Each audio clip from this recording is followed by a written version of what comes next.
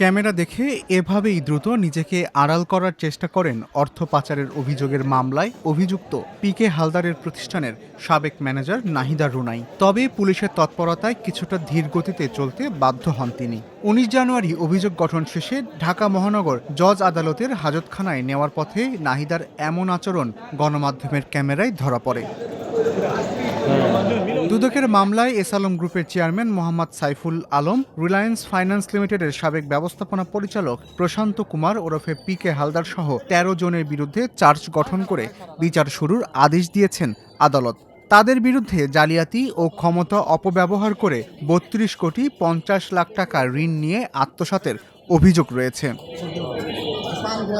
১৯ জানুয়ারি দুপুরে শুনানি শেষে ঢাকার বিশেষ জজ আদালত ৯-এর বিচারক আব্দুস সালাম এই আদেশ দেন।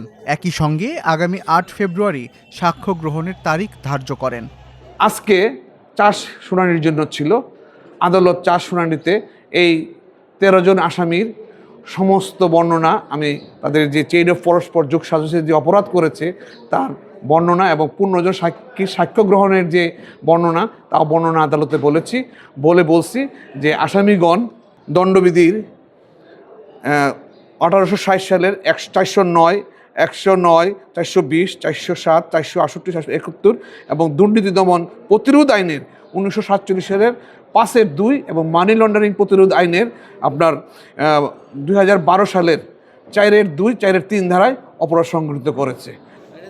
চার্জ গঠনের সময় আসামি নাহিদা রুনাই ও রাশেদুল হক নিজেদের নির্দোষ দাবি করে ন্যায় বিচার প্রার্থনা করেন।